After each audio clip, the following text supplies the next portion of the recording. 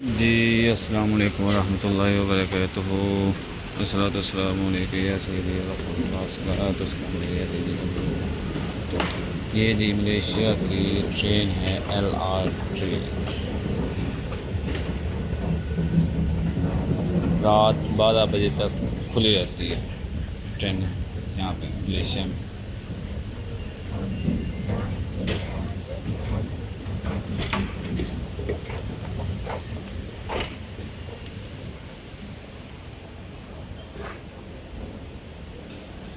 Pakistani train है भाई। पाकिस्तानी जो आपको बताया अभी, बंगले हिंदी बोलने वाले आपको मिलेंगे हर जगह पे। रात के 10:30 बज चुके हैं यहाँ पे। अगर आपको टाइम भी नज़र आ रहा है, सामने लिखा हुआ भी है।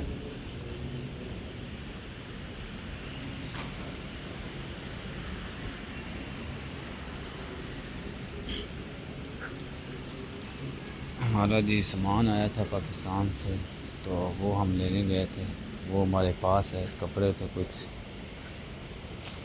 ठीक है जनाब, सामने बस स्टैंड है जो मलेशिया में, पूरे मलेशिया में बसें जाती हैं।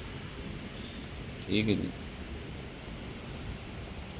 हमारे चैनल को सब्सक्राइब करें, लाइक करें, बेल आइकन दबाना मत भूलें।